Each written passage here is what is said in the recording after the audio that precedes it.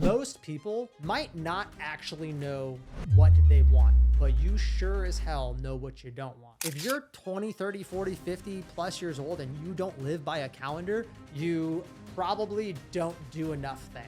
If you are unorganized, undisciplined, you don't have support, and you are unclear, you will never be successful. In 1 year, you can transform your entire life. You can become a completely different person if you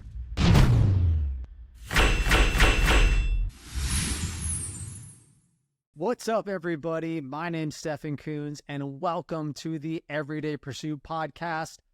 Happy freaking New Year. Man, 2023 was pretty crazy. And, last episode I talked about just some things that I went through in the new year. I'm going to pause for just a second because if you guys are new to this episode, I want to tell you just a little bit about what we do, who I am, and then I'm going to dive in to this episode, but you're not going to want to miss it because I'm going to help you figure out basically why you were unsuccessful last year and also give you some actionable steps of what I'm going to do in 2024 to make sure that I crush it and you crush it. So don't go anywhere. But what we do, if you don't know about Pursuit, is we are an online health and fitness coaching company. We work with everyday heroes. So a lot of people in our program are first responders, medical professionals, military. We do have people in other career fields too, but the community that serves others, that's what we do. We create custom exercise and nutrition programs for our clients and basically make them have badass transformations, whether that's performance goals, physical goals, weight loss, muscle building. Usually it's honestly all three. They burn fat, they build muscle, and they increase their performance. But regardless of your goal, we're probably able to help you. We're training clients in 42 different states. And over the past couple of years, we've had over 500 transformations. And this year alone, we had like a 60% growth. I have over 110 5-star reviews on Google. Just crushed it this last year. So I'm going to give you guys some takeaways, which I did last episode. I'm going to go like really, really quick. And then I'm going to dive into what I'm going to do in 2024 to freaking just absolutely annihilate it. Because I'm proud of myself. I thought last year was a good year, but man, I really believe that it's gonna be better. And then I'm gonna give you guys some backstory. So 2023, business grew like 65%. We expanded to, I think, like 15 more states. We're very widespread in the beginning, a lot of East Coast, West Coast, it's everywhere now. Even a couple different countries, which is kind of cool. We're mostly US based. We have some people in other countries. And one of the biggest shifts that I saw for Pursuit, and the reason I'm giving you guys some business background, I promise it ties in. I talk about business a lot, and I'm going to tie it into your life, and it's going to make sense. So the reason we grew a lot was we did, and I do the same thing with fitness. I found what pushes the needle forward the most, and I just did a lot of that. And I think for some people in business and in their life, they're so focused on the minute details that they get paralysis by analysis, right? They're overanalyzing instead of thinking like, okay, I want to achieve X. What pushes the needle forward? What energy should I be putting into what area that's going to give me the best results? Because what I see with people with diet specifically, and it could be exercise too. Actually, let's go exercise first. They're like, oh, I did this exact set with this time under tension and this, I curled like this. And like, yes, certain things with exercise matter, but not in the first 5 years. Progressive overload, rest, recovery, basic habits, it's not overcomplicated. After you've been lifting for X amount of time, or you are a bodybuilder and you've kind of maxed out your physique, then we could start really focusing on those little things, okay? For me, I'm doing a couple months I'm kind of starting a cut. I'm like on the fence, but I'm doing more conjugate tactical training right now. But come March, I'm going straight bodybuilding and mobility, and I'm really looking forward to it, but I want to kind of improve my functionality before I get there. And when people do bodybuilding, sometimes they're over-analyzing the movements and the exact piece of equipment and, what if you do it in this exercise selection? And they're so worried about it that they don't actually do the things that matter, which is progressive overload, That's basically it to break down the muscle and recovery. Now, there's a lot of different ways to reach progressive overload: time under tension, drop sets, supersets, beyond failure, muscle fatigue, German volume training, accommodating resistance. I mean, there's so many other ways for performance and training, and it can be overwhelming, right? So that's just one example. Nutrition. People are like, I have to eat this thing, and I should eat at this time, and it's optimal workout timing, and blah, blah, blah. And there's some truth to that. There is kind of an optimal time to consume protein, carbs, and fat pre-workout and post-workout, or even intra-workout. Like, there's some science behind that. But if you can't even hit your macros, if you can't even hit your proteins, carbs, and fats each day, how the heck are you, like, why are you worried about every little tiny little ingredient in your food? Okay. I've had clients in the past that just, they're so caught up in the little details that it honestly keeps them back from doing or holds them back from doing what they should be doing. Prime example, I had this client, Darren, that I think I might have talked about him last episode. Great client. But I think in some aspects, when we talked about nutrition, this was very early on, he was so consumed in his head about what to do with ingredients. He's like, I can't eat this thing, and I can't eat this, and this seed oil, and this. And I'm like, yeah, look, what you're saying is true. I mean, maybe some of these ingredients are great. Maybe that the chips that have cottonseed oil is probably not the best thing. But dude, you're trying to build muscle and burn fat, and you're low on your protein and high on your carbs and kind of not accurate with your calories every day. So even if you cut out all those ingredients, you'd still not reach your goal. Like, what is your overarching goal? Well, you know, for him, it was aesthetics, right? And a little bit of performance, because he did CrossFit. So aesthetics and performance. You cutting out like a couple foods that you eat and cleaning up your ingredients, you're probably not even going to notice that, to be really super honest with you. It's not that it's not important. You just probably won't notice it. Versus if you were to hit your macros every day and keep those things in, you would definitely notice your performance increase, because you would be building muscle and strength and recovering. You'd be noticing an aesthetic change, which you want. You get what I'm saying? So focusing on pushing the needle forward. For me, when I was in fitness modeling, which I did, it was very short. I really just focused on 4 things, but I didn't really know how to get to the cover of a magazine and get in that, good a shape. I just kind of winged it. And it wasn't until I did the fitness modeling and I got on the magazine and I took a step back and I realized that I just honestly put it together with kind of like glue and duct tape and just Frankensteined it. And it's not that I didn't know what I was doing when I'm training. I don't want you to think that. What I mean is I lacked a couple things, right? I lacked these 4 things that I wish I would have had, and it would have gave me more of a clear path. And I didn't want to continue fitness modeling. I did one photo shoot. It was not a good experience. I thought multiple times about getting back into it. I thought I had the look. I thought I had the physique.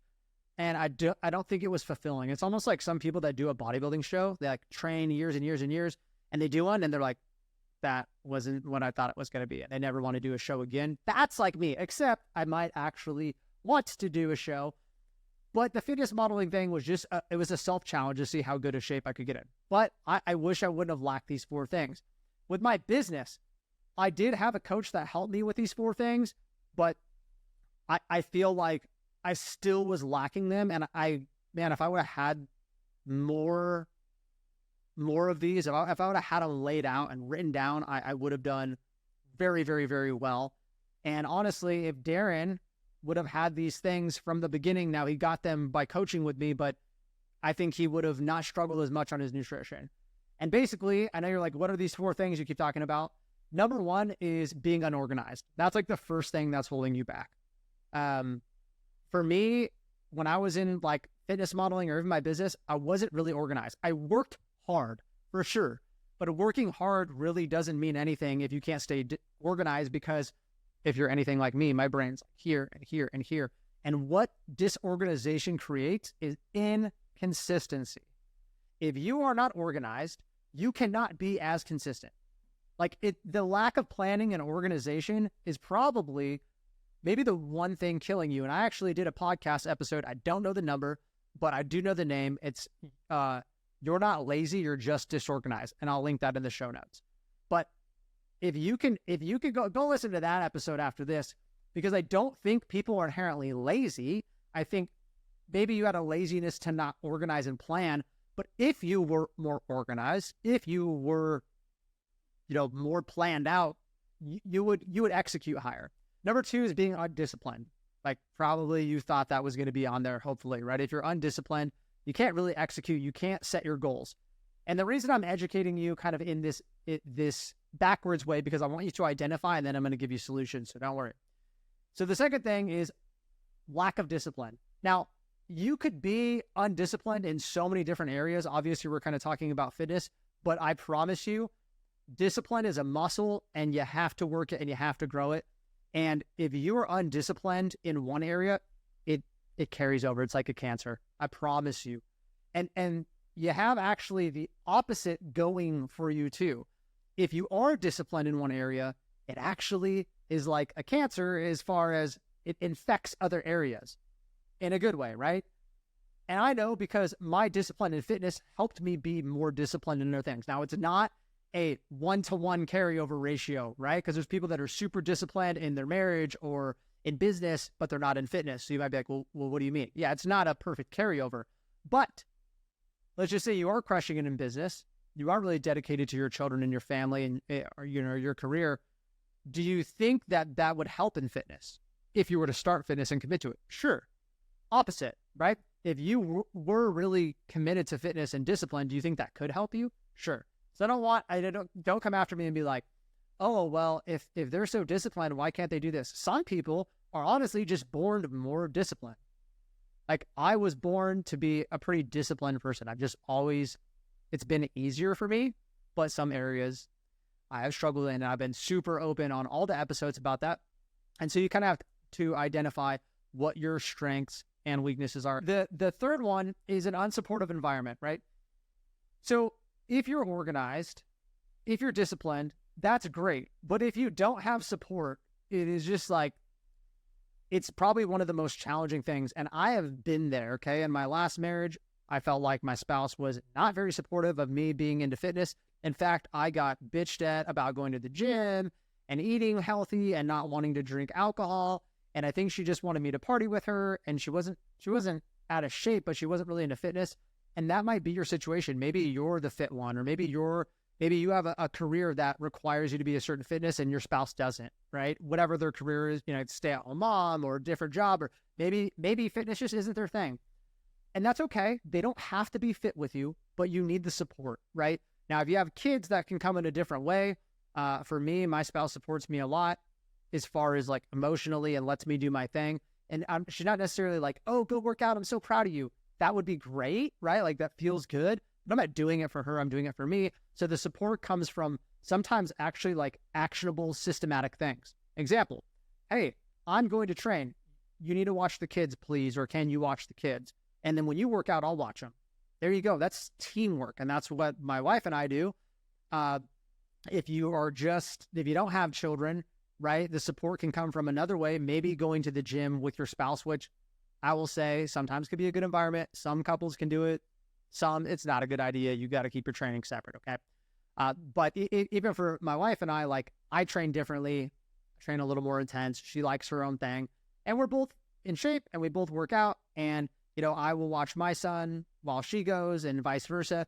And so that's supportive, though, right? And when we're eating, by the way, she does all, like, the meal prep for me, and she's awesome. But when she's eating, we're kind of eating the same foods. Like, we both have the same goal to be healthy. It is very hard when you have one person that tries to sabotage your fitness journey, whether it's a conscious thing or subconscious. Now, it's very important to understand this. Some people will subconsciously do it because it makes them feel uncomfortable. You're crushing it. You're in shape. And so you got to have that serious sit-down conversation, especially if you're going to get a coach, do a program, sit down, have a conversation. The support doesn't need to be there doing it too, but it needs to be setting you up for optimal success. If your spouse, person you're in a relationship, family, whatever, okay, whatever your situation is, if they are creating extra barriers for you, that is unsupportive. It's going to be very hard for you to be successful in any area, especially fitness, right? Number 4, having an unclear vision. You need to, if you have a goal, I don't care what it's in, you need to have a vision. Now, I'm not a big vision board person. If you don't know what a vision board is, you literally buy like a poster board, like you're in 5th grade, and you put like pictures of like cars in your house and all this stuff on it. I think that's good. I think there's definitely some visualization. I actually might do it this year. Never done it. Not going to lie. I've kind of tried. I did like a digital one time, and I wasn't a big fan. It's probably a good idea. I should probably do it because I am a visual person. I feel like if I were to look at that every day, and that's what a vision board is, you're supposed to just look at it every day and just kind of visualize yourself getting there and, whatever. I think it could be a very powerful tool. But regardless, you need to have a clear vision. It doesn't have to be actual visual, but write it down. So it does need to be something visual. You need to like have pictures or write it down or create a vision board or something. And it needs to be somewhere you see it every day. That might sound very like woo-woo or cliche or whatever you want to call it. I know it's kind of like, oh, really?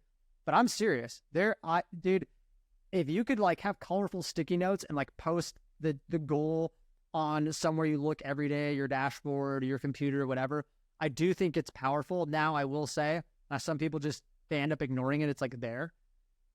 I'm not going to go into all these tactics of how I do it, but I will say that the more I stare at the goals, the better they are. And I will say last year, I probably could have done a little bit better. I actually opened up a book that I was doing journaling in early 2023, and I saw all the goals I put, and I basically crushed every single one of those goals, like beyond.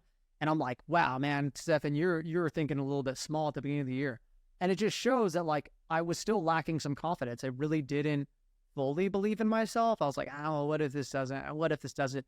I was a lot more confident than I was the year before, but I'm going into this year more confident.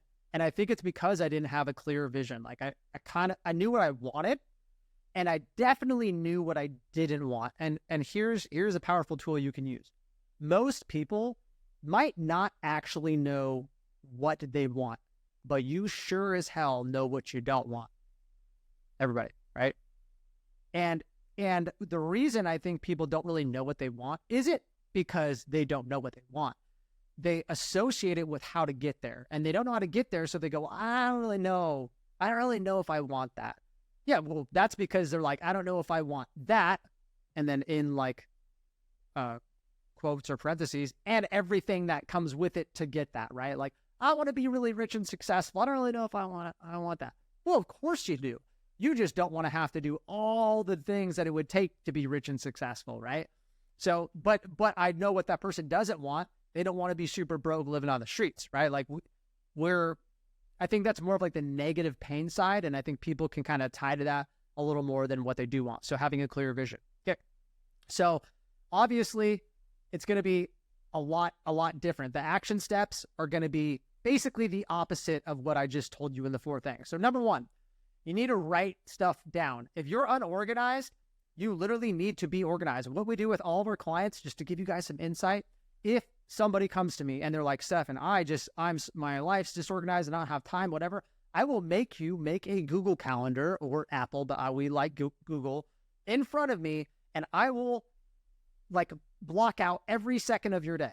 And I actually did a live training on our Facebook where we did this, and I'm showing people how to create a calendar. If you're 20, 30, 40, 50 plus years old and you don't live by a calendar, couple things. Number 1, you don't task yourself enough, right? I think that's number 1. Or number 2, you probably don't do enough things. And I say that because even when I was in the military, because like obviously as a business owner, I have a million things and meetings and all this. Maybe you're like, oh, my life's pretty simple. Like go to work and have this. But if your life's so simple, which isn't bad, but this is just kind of my opinion, hate it or love it. If your life's so simple then that you don't need a calendar, then you need to make it a little more complicated. You're not challenging yourself enough. And unless you're crushing every area of your life, like are you doing your personal development and your fitness and and hanging out with friends and your nutrition's on point and your career's on point, and you don't have any personal development things to do, no extra courses, no education. Most people just like go to work and they work out and they hang out with their family and that's it. And if that's you, that's fine. And I support that. But for me, I have a lot of different areas, like the 5 buckets of life. Like I said, my faith, family, fitness, finance, friends. Dude, that's 5 areas with subtasks that have tasks. Subtasks. I'm telling you, I'm tired. So I have to have a calendar. And sometimes in the Google Calendar, it says, deep work or, do this thing. And then I literally have bullet points within those. So I don't know how somebody can manage their life without a calendar. And the only time I was able to is when I really didn't do shit. Like I went to work and like I had a job and then like, went to the gym and hung out with my family. Of course I didn't need to be in a calendar. But then I realized when I started leveling up my life and tasking myself more, there's literally no way. I mean, my son's going to go to football practice and has this. We have doctor's appointments, whatever. So you got to get a freaking calendar, okay? The next one is, and honestly, maybe just write down like your goals, which is kind of the vision. But every day I do a little bit of journaling. I think it's very powerful to write down certain action steps. Andy Frisella, if you haven't heard of him, he's did the 75 Hard. Maybe you heard of 75 Hard Challenge. He's the CEO of First Form. And he does the Real AF podcast, which shout out to Andy because I'm here kind of because he inspired me. But he's really big on the power list. You write 5 things out every single day, critical tasks you need to get done. And if you get them done, you win the day. And if you don't get them done, you lose the day. Write a big W, write a big L. That's a short story. And writing down things in the beginning, it might sound cheesy or elementary or stupid, but there is a powerful tool in visually seeing things. Like I did these tasks or I didn't, and it feels really good to cross it off. Gym, cross it off. Like in our app, obviously our clients, it's like, yeah, you completed it, and it shows done. That's good too. I'm an old like pencil and paper guy. I was gonna say pen and paper. I hate pens. Maybe because I'm like a bad writer, I gotta erase a lot. I don't know. Pen and paper, whatever. And I like to cross it off. It feels really good. Sometimes I do those lists. Okay. Like I know on a Saturday when I got all this stuff to do, I just rip off a piece of freaking scratch paper. And, yeah, dude, it feels so good. I feel productive. Right. So that's one thing. And then obviously, living by a calendar. Now I break down my year into quarters. And this is actually maybe something to kind of talk to your spouse about, which me and my wife have to do this too, is if you want an unsupportive environment, you need to have those conversations. And sometimes it can be really cumbersome when you have these long-term goals. Like I want to lose 50 pounds or I want to get this promotion. Like what are the steps to get there? The easiest way, and we do this within our program too, with our clients, because we do a 12-month program. They're broken down into 4 phases, 3 months, 3 months, 3 months, 3 months. And they're the quarters of the year. And I really like to break down my goals on anything I do into quarters because a month can seem like not a long time. It goes by fast. It doesn't really give you a lot of leeway, and it's hard to accomplish a lot in a month, but 3 months is a pretty good chunk of time. And so my wife and I, we sit down and we're like, hey, in all these areas, what are some things we want to improve? And I could tell you that like my buckets and things that I focus on are different than hers. And that's where you have those conversations of support. And no, I'm talking to you guys about this too, because it is a component. If you're in a relationship and you think that you're just going to do this solo and it's just like your thing and never talk to your spouse about it, like fine. But I think you should involve them, to the point you're comfortable with, but also enough to where you have that support. Like you feel good, like what they cook, what you guys do socially isn't a barrier. It's not going to stand in your way. Because I have seen people do our program and their spouse is just killing them, dude. Like, oh, my wife cooks this every night and blah, blah, blah. Like, did you talk to her about like, maybe you're not going to be eating that stuff? Well, no, she does all the cooking. Like, okay, so she doesn't support the diet change. Sounds like that, right? Or he doesn't support the diet change. And we don't try to flip people's lives upside down, but I don't think they're having these conversations. So those are some things to have, especially in other areas too. Like I hope you sit down and talk about finances and goals and paying off debt and, going on here and going on vacation. And I feel so much better when I'm organized and my whole year generally is planned out. Now, not every time in January do I plan out my whole year, but major events, vacations, kind of like markers. And here's the cool thing about goals. I always overshoot a little bit because I know if I undershoot, then I'm actually better off. So example, if you're like, I want to make $200,000 a year, you might be like, oh, that's unrealistic. I'd have to work and do side jobs. Cool. But if that was actually your goal and you emotionally bought into that, you might not do 200, but you might do 150.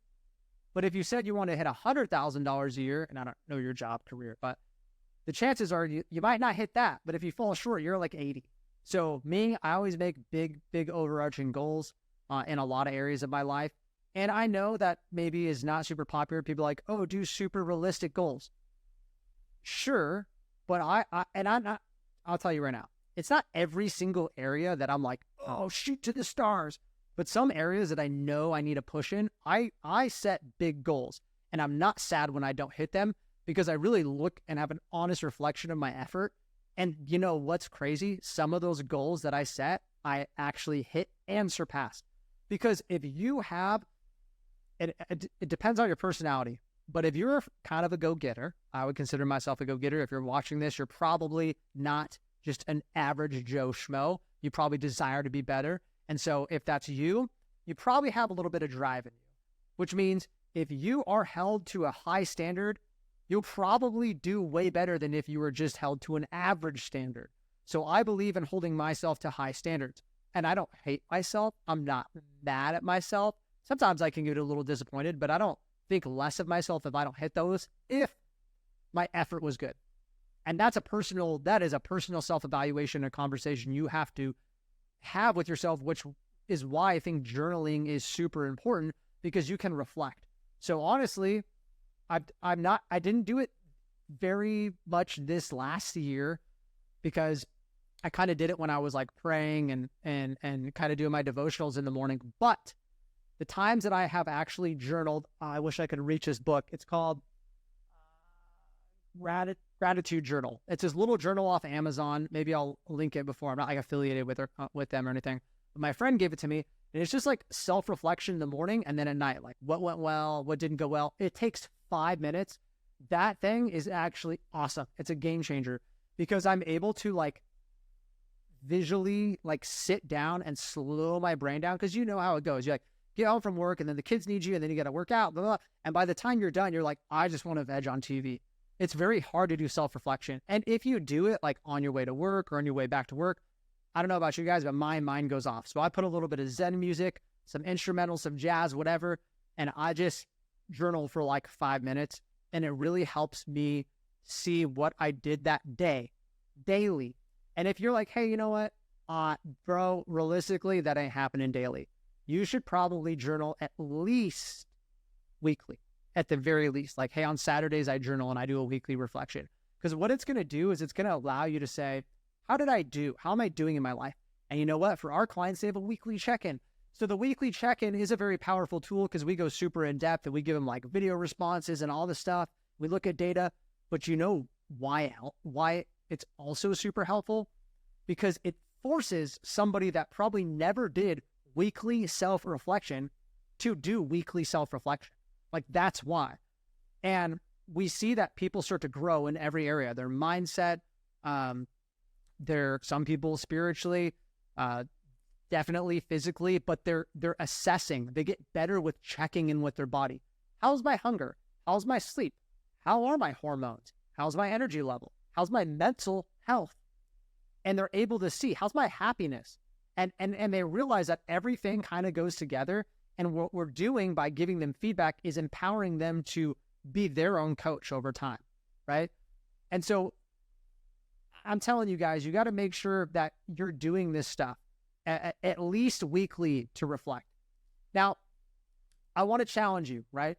You might be like, this is kind of foo-foo. Maybe I don't need to journal, or I need to make a calendar. Maybe I don't need to talk to my spouse and do like quarterly planning. Maybe I don't need to, write stuff down and reflect every day. But here's the thing.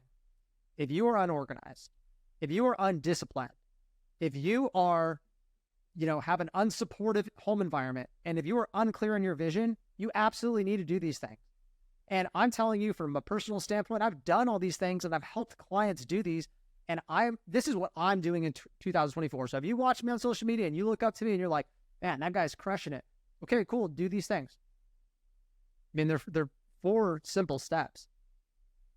And I'm telling you right now that if you are unorganized, undisciplined, you don't have support, and you are unclear, you will never be successful. You're going to struggle in any and every area you try to be successful. It's not going to work.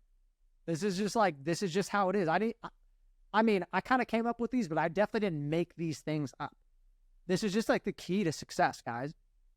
And part of the reason that I've created this program for our clients is it helps them. They are very organized. They learn discipline. They have support. If they don't have it from their family, they have it from the community. And they are damn clear on their vision because we talk about it every week and every quarter. Why do you think people are successful in our program? Because we solve all the things that you're struggling in.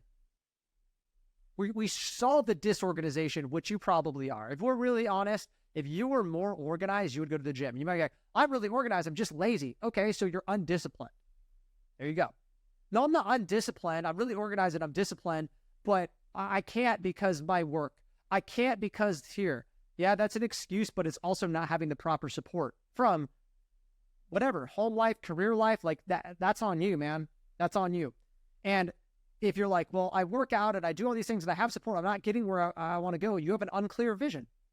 You don't know the proper steps because the vision's one thing, but remember, the vision needs to come with steps or else it doesn't really mean shit. Like, right? Like, you have to have steps. So, you need to make sure. And look, I will tell you this, in 1 year, you can transform your entire life. I've seen it happen. You can become a completely different person if you avoid these 4 mistakes, right? If you do. And it might sound cliche, like to I'm going to transform my life, new year, new me. It's not necessarily new year, new you. It's new year, better you. You understand that? It's not a new you. Like the you that you want to be, it's deep down inside of you. You just haven't forged that version. You understand that? You haven't refined that version. That's why people say, this is a statement, don't get mad at me, language, people go, oh, you have the little inner bitch. Okay, well, I would also argue that you have a tough version. Like everybody has a wussy, wimpy version, whatever you want to call it, okay? Like everybody has a weaker side of them. But I would also argue that everybody has a stronger side. When you're put in the corner and really important things depend on it or your life, you'll toughen up. I mean, some people think they don't have that side, but you do. You might not see it very often, but you do. You have a side that's tough. The problem is you're the way you are because you've catered to the other side, the weaker side, too much. It's become really powerful. And the only way that you can kind of suppress that version a little more, the version's not all bad, by the way. You need a little bit of softness or else you just be this like alpha hard dude with no feelings. And I promise that's not as cool as you think. So you got to have kind of both sides, men and women. I really do believe that. And so, you can change. You can change. You can change and you can kind of help that version of yourself. And the only way you're going to be able to do that, though, is fixing these things and avoiding them. Because if you avoid them, you won't change. You're not going to be that person. You've all seen them, right? The person that literally transformed everything about their life in a year. And look, you might not want to change things like, I love my home, I love my wife, I love my kids, I love my career. Sure, but that's not you necessarily. You are you. Like you are your own subconscious and thoughts when you're alone. Like who are you in a room alone with your thoughts all day?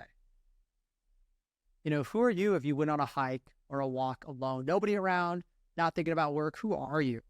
That is the person, right? And some people kind of feel like they're not living inside their, like who they are is not who they're portrayed physically. Like I'm living inside this body and it's not me, right? Do you want to be like that? Or would you want to be like, my physique and me and how I talk and how I care about this is me. This is a direct representation. I will tell you right now, it feels really good. I am my true me, which is why I do these podcasts. This is Stefan. Hey guys, what's up? There's not another version. This is me.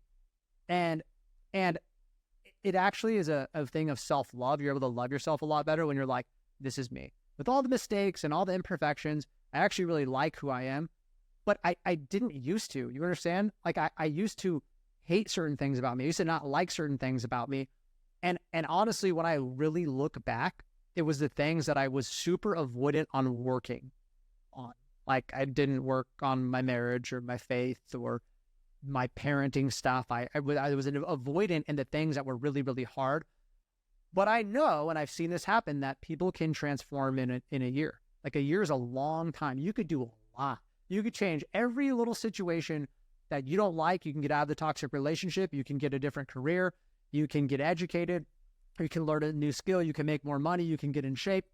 You can do freaking anything. I've seen people come through our program and literally get out of a relationship, get a promotion, move, get a different job, start going back to school, and lose 30 pounds. That's a lot, man. Do you think that's going to set the path of their life different forever? Yes. But you can't be afraid. And maybe right now you're like, look, I don't want to do the whole bandwagon thing. It's not a bandwagon. Like, here, let's do some actual role playing and then we'll wrap it up. Pretend that you did. Pretend 2024 was your year. Yeah, you did it. You got in shape, right? Best shape ever. Let's say you freaking did it. And then let's say that people kind of talk crap about you. Oh, okay, this person, look, new year, new them, right? You might get some of that. Maybe your family, maybe you got unsupported people at coworker. Oh yeah, you're on this diet now? Well, dude, when I was in the Air Force, people gave me shit because I was fit. And it was so annoying. Like, I'm not even going to get into that. But like, you might go through that. You might get chastised. And I mean, sure, it was all kind of like fun and games. But after a while, it feels unsupportive. It's like, oh, dude, that sucks. I'm trying to like better myself. Okay, cool. You know, it's just like got annoying. And you might get some of that. But here's the cool thing.